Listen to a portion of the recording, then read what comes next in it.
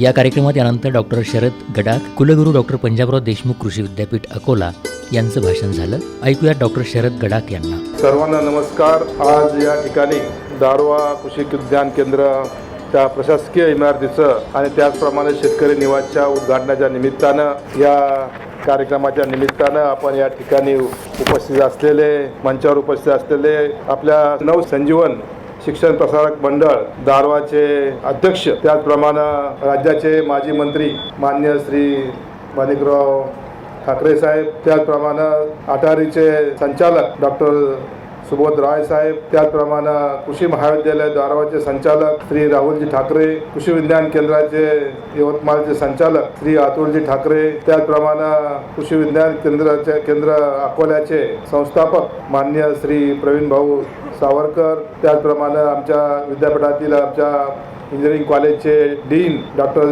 सुरेंद्र काळबांडे, त्याचप्रमाणे सहयोगी अधिष्ठाता कृषी महाविद्यालय अकोल्याचे डॉक्टर संजय भोयर, या ठिकाणी उपस्थित असलेले principal scientist ATARI doctor Shakir Ali Shaikh, त्याचप्रमाणे केव्हीकेचे दारवाचे हेड डॉक्टर नरेंद्र हिरवे, त्याचप्रमाणे या ठिकाणी उपस्थित असलेले doctor Anjali Garwar madam assistant dean biotechnology college Yavatmal, त्याचप्रमाणे या ठिकाणी उपस्थित असलेले श्री डॉक्टर व्ही देशमुख महाबीज यवतमाळ, त्याचप्रमाणे सिनियर सायंटिस्ट केव्हीकेचे वाशिमचे डॉक्टर रवींद्र काळे, त्याचप्रमाणे डॉक्टर अतुल कळसकर, त्याचप्रमाणे आपल्या जिल्ह्याचे अधीक्षक कृषी अधिकारी श्रीयुत मनोज कुमार ढगे साहेब, प्राध्यापक श्रीयुत दुर्गे, शिवाजी शिक्षण महाविद्यालय अमरावतीचे, त्याचप्रमाणे कृषी विज्ञान केंद्र अकोल्याचे हेड डॉक्टर उमेश ठाकरे, त्याचप्रमाणे कृषी विज्ञान केंद्र वर्धाचे हेड डॉक्टर जीवन कातोरे, डॉक्टर अमोल झाडे,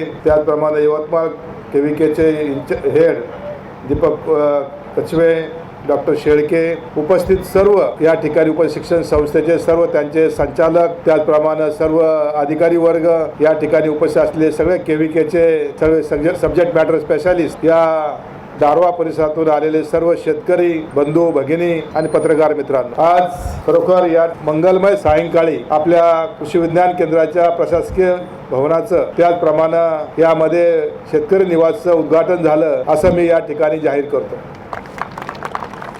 आणि अशा या सुंदर त्याच्यामध्ये प्रसंगी आपण या उंच टेकडीवर 20 हेक्टर जागा घेऊन 50 एकर जागा घेऊन या ठिकाणी कृषी विज्ञान केंद्राची उभारणी केली. आणि हा परिसर इथे आल्यानंतर आपण बघितला असेल की संपूर्ण या ठिकाणी पाणी खालून आणलं, त्या ठिकाणी 50,000 लिटरचं तळं उभं केलं, त्या तळ्यावर हा माळरान या ठिकाणी फुलवलं गेलं. यामध्ये आपण बघितलं असेल जे कृषी विज्ञान केंद्राला जे पाहिजे, जे मॉड्यूल्स पाहिजे, त्यामध्ये हॉर्टिकल्चर असेल, भाजीपाला असेल, त्याचप्रमाणे सेरिकल्चर असेल, डेअरी, त्याचप्रमाणे शेळीपालन, वर्मी कंपोस्ट, याच्या फार्म मशिनरीचं कस्टम हायरिंग सेंटर, असे वेगवेगळे उपक्रम या ठिकाणी आपल्या ठिकाणी चालू आहेत. आणि यामध्ये खरोखर आपल्या यवतमाळ जिल्ह्यामध्ये 2 कृषी विज्ञान केंद्र आहेत. आणि या 2 कृषी विज्ञान केंद्राच्या अंतर्गत हा जिल्हा मोठा आहे. अमरावती आणि यवतमाळ हे सगळ्यात मोठे जिल्हे विदर्भामध्ये आहेत. आणि त्यामध्ये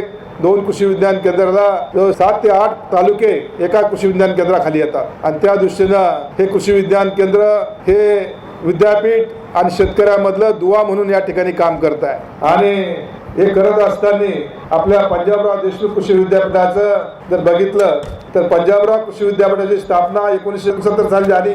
आज जवळ 56 वर्ष त्याला पूर्ण झालेले आहेत. आणि विद्यापीठाचं शिक्षण, संशोधन, विस्तार हे त्याचं मॅन्डेट आहे. विद्यापीठाचं जर शिक्षणाच्या बाबतीत बघितलं तर 41 कॉलेजेस आपल्या विदर्भातील 11 जिल्ह्यामध्ये आहेत. त्यातलं 1 कॉलेज आपल्या याच्या दारवामध्ये आहे. त्याचप्रमाणे विदर्भामध्ये 14 कृषी विज्ञान केंद्र आहेत. त्यातलं 1 कृषी विज्ञान केंद्र हे दारवामध्ये आहे. विदर्भामध्ये आपले 19 संशोधन केंद्र आहेत, 25 ऑल इंडिया रिसर्च प्रोजेक्ट आहेत. भरीव असं काम या विद्यापीठाचं, पंजाबराव देशमुख कृषी विद्यापीठाचं, जे भारताचे पहिले कृषी मंत्री आदरणीय पंजाबराव उर्फ भाऊसाहेब देशमुखाच्या नावाने सुरू झालं आणि ते विदर्भामध्ये आज काम करत आहे. आपण जवळजवळ 120 पिकावर संशोधन करतो. 120 पिकामध्ये आपल्या विद्यापीठाने 196 वाहन विकसित केले, 1720 शिफारशी आपण दिल्या, 64 यंत्र विकसित केले. एवढं भरीव असं काम आपल्या विद्यापीठाने केलेलं आहे. आणि हे संशोधन झालेलं काम हे विस्तारच्या माध्यमातून तुमच्यापर्यंत पोहोचायचं काम, शेतकऱ्यांपर्यंत पोहोचायचं काम कृषी विभागाच्या मदतीनं, त्याचप्रमाणे केव्हीकेच्या मदतीनं NGOच्या मदतीनं आपण करत आहोत आणि हे एवढं भरवं असं संशोधन, मोठं संशोधन आपल्या विद्यापीठाने केलं. हे जर शेतकऱ्यापर्यंत जात नसेल तर त्या संशोधनाला काही किंमत राहत नाही, हे माझं प्रांजळ मत आहे. आणि त्या दृष्टिकोनातून कृषी विज्ञान केंद्राचा रोल हा सगळ्यात महत्त्वाचा रोल आहे. कृषी विज्ञान केंद्र हे छोटं या भागातलं विद्यापीठ असं समजलं गेलं पाहिजे. प्रत्येकाचं या ठिकाणी सब्जेक्ट मॅटर स्पेशालिस्ट या ठिकाणी आहेत. 6 डिपार्टमेंट आहेत. विद्यापीठामध्ये 20 डिपार्टमेंट आहेत. त्यातले 6 डिपार्टमेंट महत्त्वाचे या KVK मध्ये आहेत. यामध्ये आल्यानंतर शेती संबंधीचे सगळे प्रश्न आपल्या समोर मांडले जातात. सगळ्या प्रश्नाचं उत्तर या ठिकाणी आपल्याला मिळतं. आणि विद्यापीठानं असेल किंवा ICARच्या संशोधन केंद्राने असेल, जे काही जगामध्ये संशोधन होतं, जे आपल्या भागासाठी उपयोगीचं आहे, ते या ठिकाणी शेतकऱ्यांच्या शेतापर्यंत नेण्याचं काम हे कृषी विज्ञान केंद्राच्या माध्यमातून केलं जातं. शाकीर अली साहेबांनी सांगितलं, जवळ 750 पर्यंत कृषी विज्ञान केंद्र हे भारतामध्ये आहेत, त्यातले 50 आपल्याकडे आहेत. आणि त्या दृष्टीनं कृषी विज्ञान केंद्राचा वाटा हा सगळ्यात सिंहाचा वाटा आहे संशोधन शेतकऱ्यापर्यंत नेण्याचा संबंधीचा. आणि आज आपण पाहतो की एवढ्या सायंकाळी आज जवळजवळ 8:45 वाजलेले आहेत. आपण सर्वजण या ठिकाणी इतक्या संध्याकाळी इतक्या लांबून तुम्ही या ठिकाणी आलात, हे तुमचं या संस्थेविषयी असलेलं प्रेम तुमचं दाखवत आहे. दुसरं शेतीविषयी असणाऱ्या या KVK विषयी असणारी आस्था त्यामधून जागृत होते आणि त्यामुळे हे त्याचं प्रतीक या ठिकाणी आपल्याला दिसत आहे. आणि त्या दृष्टिकोनातून आपण या KVK कडे बघतो आहोत. आज आपल्या विद्यापीठामध्ये 26 डिपार्टमेंट काम करत आहे आणि या 20 डिपार्टमेंटला आपण कधी विद्यापीठामध्ये आपलं पंजाबराव देशमुख कृषी विद्यापीठ हे विदर्भासाठी आहे. 5059 हेक्टर जमीन त्या विद्यापीठाला आहे. 11 जिल्ह्यामध्ये पसरलेलं आहे. आपण त्या ठिकाणी भेट दिली पाहिजे. वर्षातून एकदा का होईना त्या ठिकाणी तुम्ही आलं पाहिजे. लांबून हे विद्यापीठ हे आपल्यासाठी आहे. त्यामध्ये सध्या आपण त्या विद्यापीठामध्ये 450 एकरवर 20 फळबागाची लागवड केलेली आहे. त्यामध्ये ड्रीप केलंय, फेन्सिंग केलंय आणि सगळे फळबागा या वर्षी आता फळामध्ये आलेल्या आहेत. आपण त्या ठिकाणी बघायला आलं पाहिजे. नंतर या ठिकाणी मगाशी डेअरीचं प्राइस आपण दिलं एका शेतकऱ्याला. 40 गाया त्यांच्याकडे आहेत. 120 लिटर 125 लिटर दूध त्या डेअरीला घालतात, त्यांना प्राइस मिळालेला आहे. आता आपल्या विदर्भामध्ये गाई दुधाच्या गायी कमी आहेत. सगळं दूध पश्चिम महाराष्ट्रातून आपल्या विदर्भामध्ये येते आणि आपण मात्र आपल्या गायी जे बघतो 50-50, 60-60 गायी आहेत. आमच्या विद्यापीठामध्ये 202 गायी आहेत. 202 गायीचं दूध उत्पादन 125 लिटरचं आहे. 120 ते 125 लिटर ह्या सगळ्या लोकल गायी आहेत. 2 लिटर 1 लिटर दूध देतात. परंतु याही परिस्थितीमध्ये त्या दृष्टीनं माझ्या स्वतःच्या घरची गाय आमच्या अहमदनगर जिल्ह्यामध्ये आमच्या स्वतःचा माझा गोठा आहे. त्यामध्ये 20 गाया आमच्या आहेत. 20 गायाचं दररोज आम्ही सरासरी 250 लिटर दूध आमच्या डेअरीला घालतो. हे का होतं याच्यामध्ये आपल्याला आणि आपल्याकडे मी बघतो 50-50, 60-60 गाया. आता येताना मला कळप दिसले. गावागावात आलेले दूध किती आहे माहित नाही, पण दूध सगळं येतंय पश्चिम महाराष्ट्रातून येतंय. ही वस्तुस्थिती आहे. त्या दृष्टीनं आपला दूध धंद्याला खूप असा वाव या ठिकाणी आहे. दुसरी गोष्ट, दुधापासून आपल्या पंजाब हा दुसरा विषय चालला होता आपला की आपल्या विद्यापीठाला भेट का द्यायची. आपल्या विद्यापीठाला मी सांगितलं 202 गायी आमच्याकडे आहेत. 202 गायी ह्या दुधाच्या नाहीत. लगेच ताबडतोब आपल्याला डेअरी कन्व्हर्ट करता येत नाही. क्रॉसब्रीडवर आम्ही IVF टेक्नॉलॉजी केली. त्याच्यामध्ये सायवाल गायी त्या ठिकाणी आणल्या. सायवाल गायीचं सिमेंट लावले आणि आज आमच्याकडे 20 गाया ह्या सायवाल गायी तयार झाल्या, जी 15 ते 16 लिटर दूध देऊ शकतात. आणि याच्यातून आपली डेअरी प्रॉफिट मध्ये येणार नाही, तर आम्ही त्या दृष्टीनं वर्मी कंपोस्ट तयार करायला घेतलं, वर्मी वॉश तयार करायला घेतलं. एक गाय दररोज 10 किलो शेण देते. 10 किलो शेणापासून आपल्याला दररोज 6.5 किलो वर्मी कंपोस्ट तयार होऊ शकतं. तसं आमच्याकडे 200 गायी आमच्याकडे आहेत. 200 गायीपासून आपल्या विद्यापीठामध्ये लो कॉस्ट टेक्नॉलॉजी तुम्ही घरी सुद्धा करू शकता. कुठलाही खर्च न करता वर्मी कंपोस्ट तयार करू शकता. तर आम्ही दररोज वर्मी कंपोस्ट 1 टन वर्मी कंपोस्ट तयार करतो. आणि आमच्या डेअरीला 202 गायीला आम्हाला 40 ते 50 लाख रुपये दरवर्षी आमच्या विद्यापीठाच्या रेव्हेन्यूमध्ये घालावं लागत होते. आणि आता या वर्षी तिसऱ्या वर्षामध्ये आपल्या विद्यापीठाची डेअरी दर वर्षाला 50 लाख रुपये प्रॉफिटमध्ये आहे. हे केवळ कशामुळे झालं? वर्मी कंपोस्ट आणि वर्मी वॉश. वर्मी कंपोस्ट आम्ही तयार करतो 1 टन आणि दररोज त्याची विक्रीला नंबर लागलेले असतात. 15 रुपये किलोनी आम्ही जागेवर विकतो. ते गोमूत्रापासून जे वर्मी वॉश निघतो ते आम्ही 50 रुपये लिटरने विकतो.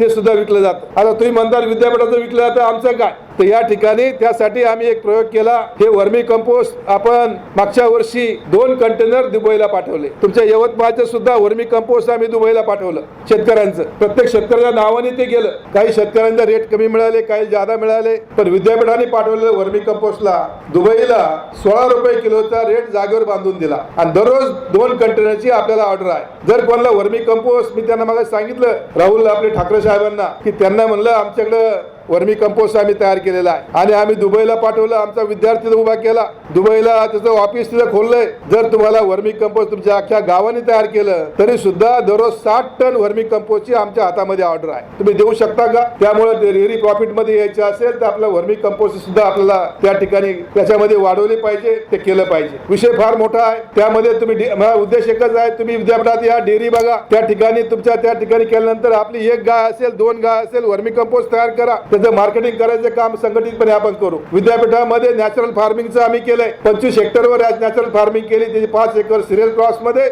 40 एकरवर 16 हेक्टरवर फळबागाची आणि संपूर्ण या ठिकाणी भाजीपाला असेल, फळे असेल, प्रोडक्शन असेल, तसं आपल्याला नॅचरल फार्मिंगची शेती कशी करता येईल, शेतीवरचा उत्पादन खर्च कसा कमी करता येईल ते आपल्याला त्या ठिकाणी बघायला मिळेल. एकात्मिक शेती पद्धतीचं मॉडेल तुमच्या या ठिकाणी उभा केले. आता हे तुम्हाला सांगितलं, शेळी केली, पोल्ट्री केली, गोटरी शेळी पालन केलं, डेअरी केली, सेरिकल्चर केलं, कोंबडी पालन केलं, नंतर फळबाग केली, भाजीपाला केला. हे सगळं मॉडेल एका ठिकाणी 2.5 एकरवर असेल, 2.5 एकर जमीन असेल तर आमचं संशोधन तुम्हाला सांगतो 10 वर्षाचं संशोधन आहे. 2.5 एकर जमीन असेल तर त्या शेतकऱ्याला याच्यामधून त्या शेतीमधून त्या शेतकऱ्याला 7,20,000 रुपये ग्रॉस इन्कम मिळतो. नंतर 2,05,000 खर्च येतो आणि 4,50,000 रुपये नेट प्रॉफिट शिल्लक राहतो. घरातील 5 लोकांना कामगार मिळून हे मॉडेल आम्ही उभा केलं, रिकमेंड केलं आणि हे मॉडेल चिंचवेली आणि कनगर गावामध्ये, राहुरी तालुक्यामध्ये ज्या ठिकाणी प्यायला पाणी नाही अशा ठिकाणी वापरलं आणि त्या ठिकाणी ते मॉडेल याच्यामध्ये 720 शेतकऱ्याकडे वापरलं. 720 शेतकऱ्याचं उत्पन्न 3 वर्षामध्ये 3,56,00,000 वाढलं. हे मॉडेल आहे. हे मॉडेल सुद्धा तुम्ही तिथे बघायला या. तर विद्यापीठात भरपूर डिपार्टमेंट आहे, प्रोसेसिंग डिपार्टमेंट आहे, सगळे डिपार्टमेंट आहेत. आपण ते बघूया. तर त्या दृष्टीनं जसं पंढरपूरला आपण भेट देतो, वारीत जातो, तसं ही वारी एकदा तुम्ही आमच्या विद्यापीठात काढा. आपलं विद्यापीठ हे मंदिर आहे. त्या ठिकाणी तुम्हाला लागेल ते घ्या. त्यामध्ये आल्यानंतर एखादी टेक्नॉलॉजी घेऊन तुम्ही आलात. शिवार फेरीसारखा कार्यक्रम असतो सप्टेंबरमध्ये, 20 सप्टेंबरच्या दरम्यान. तो 1 लाखाच्या पुढे शेतकरी येतात. 1100 हेक्टरवर विद्यापीठ प्रेझेंटेबल फॉर्ममध्ये असतं. जगात महाराष्ट्रातील सगळ्या विद्यापीठाच्या सगळ्या प्रायव्हेट कंपनीचे वाहन त्या ठिकाणी लावलेले असतात. ते तुम्ही बघा. ते आपल्या शेतावर आणायचा प्रयत्न करा, टेक्नॉलॉजी आणायचा प्रयत्न करा. पंजाबराव देशमुखांच्या जयंती निमित्तानं 27 डिसेंबरला भव्य असं एक्झिबिशन आपण भरवतो आणि त्यामध्ये 550च्या वर स्टॉल असतात. दरवर्षी 1981 पासून चालू आलेली परंपरा आहे. कोणत्याही शेतकऱ्याला आम्ही सांगत नाही. शेतकऱ्याला माहीत असतं की 27 डिसेंबर हा भाऊसाहेबांचा वाढदिवस आहे, याच्यामध्ये जयंती आहे. त्या निमित्तानं विद्यापीठात 3 दिवस प्रदर्शन असतं. तर यावर्षी 9,20,000 शेतकऱ्यांनी त्याला भेटी दिल्या. तर आपण त्या ठिकाणी आलं पाहिजे. या ठिकाणी कोणी विद्यापीठाला भेट दिली हात वर करा. बऱ्यापैकी लोकांनी दिलेले आहेत. तर आपल्या अपेक्षा एक आहे की आपल्या सर्वांना घेऊन त्या ठिकाणी दाखवलं पाहिजे. ही आमची अपेक्षा आहे. आपल्या विद्यापीठाने दुसरं मॉडेल विलेज ही कल्पना मांडली आता शाकीर अली साहेबांनी. ही कल्पना आपण 11 जिल्ह्यामध्ये 11 गावं सिलेक्ट केली. 11 गावामध्ये आज गाव सिलेक्ट करताना 1,000 लोकसंख्येच्या आतलं गाव सिलेक्ट केलं. 100 ते 150 त्याचे फॅमिली असल्या पाहिजे, कुटुंब असले पाहिजे असं सिलेक्ट केलं. त्या गावाचा फॅमिली वाईज सर्वे केला, त्याचं उत्पन्न काढलं. त्या गावाचं उत्पन्न जर 1 कोटी असेल तर 3 वर्षामध्ये 2 कोटी झालं पाहिजे असा आम्ही संकल्प केला. सगळं लाईन डिपार्टमेंटच्या मदतीनं आम्ही काम केलं. दर महिन्याला आमच्या केविकेला जबाबदारी आपल्या दिली आणि त्या केविकेच्या माध्यमातून त्या गावामध्ये 4 सूत्री कार्यक्रम वापरला. 4 सूत्र कोणते? उत्पादकता दुप्पट झाली. उत्पादकता दुप्पट झाली म्हणजे फक्त उत्पादन दुप्पट झालं असं होत नाही, तर 33% उत्पन्न वाढतं. त्यामुळं 4 क्विंटल जर तुमचा कापूस होत असेल तर 8 क्विंटल झाला पाहिजे. तर तंत्रज्ञान आमच्याकडे आहे. 8 क्विंटल होत असेल तर 16 क्विंटल झाला पाहिजे एकरी. ते तंत्रज्ञान आपल्या विद्यापीठाचं आहे. त्या तंत्रज्ञानाची आम्ही पीक स्पर्धा त्या गावामध्ये लावली. दुसरं, उत्पादन खर्च 50% कमी झाला पाहिजे म्हणजे 33% उत्पन्न वाढतं. त्यामध्ये उत्पादन खर्च कमी करायचं पाहिजे असेल तर त्या ठिकाणी मॅकॅनिझेशन महत्त्वाचं आहे, मायक्रो इरिगेशन ड्रीप इरिगेशन महत्त्वाचं आहे, विडीसाईडचा वापर महत्त्वाचा आहे. याने उत्पादन खर्च 50% कमी करता येतो.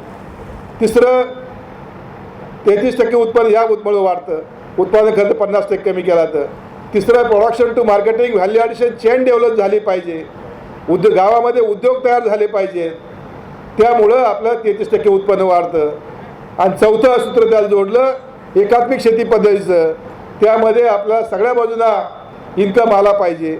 म्हणून प्रत्येक गावामध्ये 10-10 युनिट असे उभे केले, डेअरी, पोल्ट्री, गोटरी, सेरिकल्चर, नंतर वर्मी कंपोस्ट, आजोला असेल, फळबाग असेल. आणि त्यामुळं खूप चांगले रिझल्ट मिळाले. तुमच्या जवळचं एक गाव यवतमाळ जिल्ह्यामधलं आम्ही जे गाव घेतलं ते तुम्हाला महमदपूर म्हणून गाव घेतलं. महमदपूर हे तुमच्या जवळ आहे, बोरगाव तालुक्यामध्ये आहे. त्या गावामध्ये 630 लोकसंख्या आहे. त्या गावामध्ये 175 कुटुंब आहेत. त्यामध्ये 374 हेक्टर जमीन आहे. आणि त्या गावाचं पर फॅमिली उत्पन्न आम्ही जेव्हा 3 वर्षापूर्वी काढलं तर 60,742 रुपये उत्पन्न होतं. आणि आता 3 वर्षामध्ये आम्ही त्या गावामध्ये मागास सांगितल्याप्रमाणे आम्ही ते प्रोग्राम राबवला. कृषी विभाग असेल, आत्मा असेल, ॲनिमल हजबंडरी असेल, बँका असतील, NGO असेल, पाणी फाउंडेशन असेल, रिलायन्स असेल, मदर डेअरी असेल, त्या सगळ्याच्या मदतीनं त्या गावामध्ये प्रोग्राम राबवला. कुठल्याही प्रकारचं 1 रुपयाचं अनुदान आम्ही दिलं नाही, सबसिडी दिली नाही, फक्त टेक्नॉलॉजी दिली.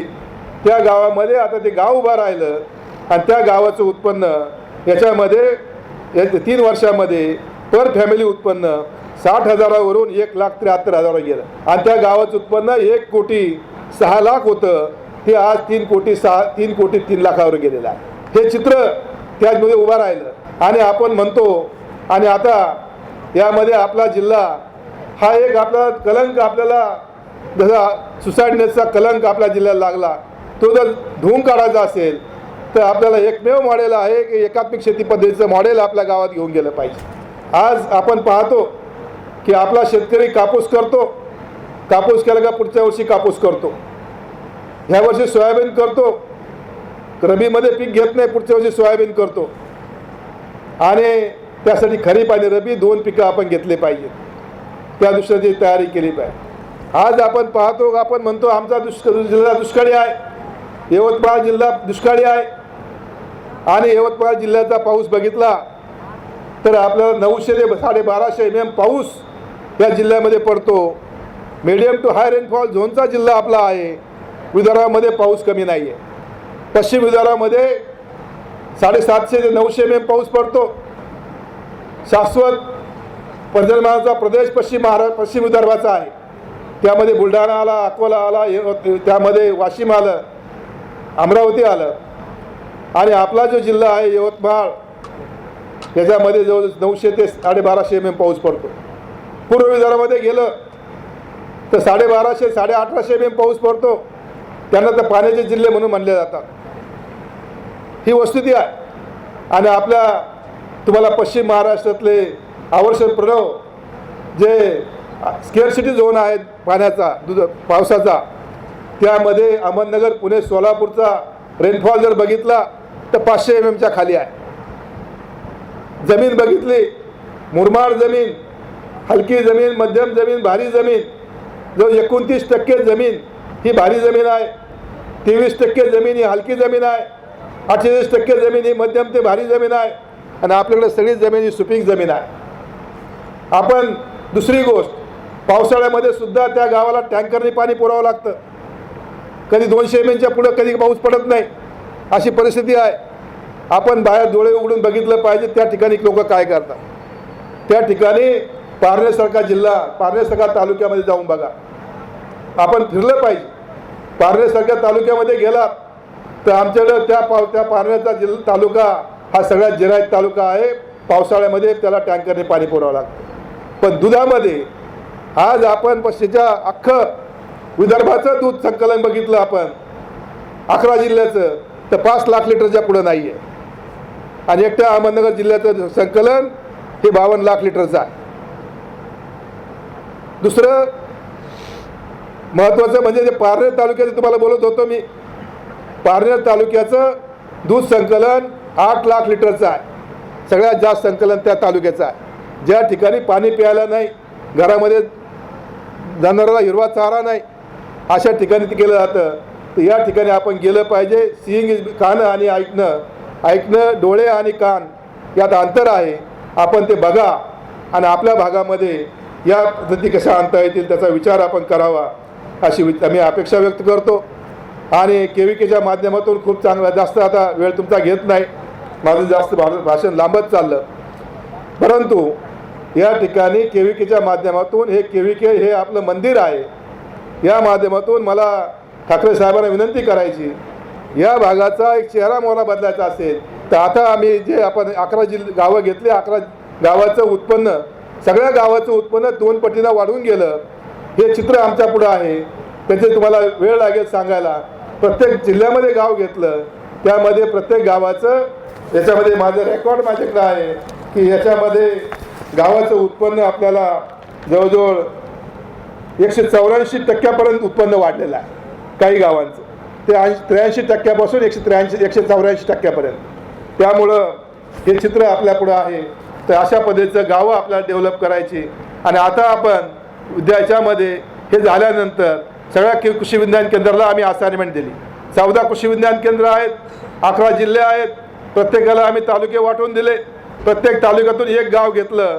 आता 118 गावामध्ये आपण ही संकल्पना राबवणार. त्या ठिकाणी पोखरासुद्धा मदतीला आपल्या आहे. आपल्या जिल्ह्यामध्ये सुद्धा ही आपल्या प्रत्येक तालुक्यातून एक गाव आपण घेतलेलं आहे. त्याचा बेसलाईन सर्वे केला, ती गावं सिलेक्ट केली आणि त्या गावामध्ये हे मॉडेल विलेजची संकल्पना वापरून त्या गावाचं उत्पन्न 3 वर्षामध्ये 2 पटीनं वाढवायचा संकल्प आपण केलेला आहे. ते आपल्याला पूर्ण करायचं आहे. त्यासाठी आम्हाला कृषी विज्ञान केंद्राची मदत आपल्या पाहिजे आहे. तर आपण ती द्याल अशी अपेक्षा व्यक्त करतो. त्याचप्रमाणे या ठिकाणी अटारीच्या माध्यमातून अटारीसुद्धा हे अटारींच्या कृषी विज्ञान केंद्राचं सगळं कंट्रोलिंग हे पुण्यामधून चालतं. आपल्या अटारी हे त्याचं मेन सेंटर आहे. आपल्या भारतामध्ये त्यांनी सांगितलं कृषी विज्ञान केंद्र आपले 750पर्यंत 51पर्यंत आहेत. तर त्यातलं आपल्याकडं मला वाटतं आज मी या कृषी विज्ञान केंद्राची डेव्हलपमेंट बघतोय. खूप चांगली डेव्हलपमेंट आपण केली, त्याबद्दल सर तुमचं अभिनंदन करतो. आणि दुसरी गोष्ट, हे कृषी विज्ञान केंद्र मला खात्री आहे की आता 2010मध्ये चालू झालं आणि आज जवळजवळ आपण पुढच्या अजून 5 वर्षांनी 5 ते 10 वर्षामध्ये हे कृषी विज्ञान केंद्र आपल्या विदर्भात नाही तर महाराष्ट्रामध्ये पहिल्या 2मध्ये येईल अशी मला अपेक्षा आहे. आपलं सगळं नेतृत्व त्याला मिळालेलं आहे आणि त्या दृष्टीने एवढी साथ आपल्या शेतकऱ्यांची आहे. कृषी विज्ञान केंद्राचं यश कशात आहे? बिल्डिंगा बांधण्यामध्ये यश नाही, या ठिकाणी चांगलं नेटनिकं करण्यामध्ये यश नाही, परंतु हे तंत्रज्ञान शेतकऱ्यांच्या जीवनामध्ये उत्साह कसा निर्माण करेल, शेतकऱ्यांची प्रगती कशी करेल, यामध्ये त्याचं यश अवलंबून आहे. आणि त्या दृष्टीनं याच्या नंतर आजपासून तुम्ही कामाला सुरुवात करा. 5 वर्षांनी त्याचा इम्पॅक्ट काढा. इम्पॅक्ट काढल्यानंतर तुमच्या समोर येईल की इम्पॅक्ट ॲनालिसिसमध्ये आपल्या कृषी विज्ञान केंद्राने काय काम केलेलं आहे. हे आपण मोठे मोठे कार्यक्रम घेऊ, हे करू, याच्यावर यश अवलंबून राहणार नाही. पण सर्वसामान्य माणसाला कृषी विज्ञान केंद्र हे आपलं मंदिर वाटलं पाहिजे, हा परमेश्वर वाटला पाहिजे, अशा पद्धतीचं काम व्हावं अशी मी अपेक्षा व्यक्त करतो. आणि आपल्या या सुंदर कार्यक्रमाला आपण बोलवलं, या ठिकाणी बोलण्याची संधी मला दिली, त्याबद्दल मी आपल्या संयोजकाला पर्टिक्युलरली या संस्थेला मी धन्यवाद देतो. आणि माझी इच्छा होती, 6 महिन्यापूर्वी मी या रस्त्याने चाललो होतो यवतमाळला, त्यावेळेस आमच्या ड्रायव्हरने मला सांगितलं या टेकाडावर एक कृषी विज्ञान केंद्र आपलं आहे. मी म्हणलं पुढच्या वेळेस आपण कधी वेळ मिळाला तर आपण जाऊ. आणि हा योग मला ठाकरे साहेबांनी फोन केला. 2 मी मीटिंगच्या CMच्या मीटिंगमध्ये असल्यामुळे उचलता आला नाही. संध्याकाळी त्यांना मला फोन केला, साहेब म्हणे तुम्हाला आमचं असं उद्घाटन आहे, तुम्हाला आलं पाहिजे. मी लगेच त्यांना हो म्हणून सांगितलं. आणि आज आमची रिसर्च रिव्ह्यूची मीटिंग दिवसभर असते, ती आता पण चालू आहे, ती मध्येच सोडून आज मी या ठिकाणी आलेला. तर पुन्हा एकदा आपल्या संयोजकाला मी धन्यवाद देतो आणि माझे 2 शब्द संपवतो. जय हिंद, जय महाराष्ट्र.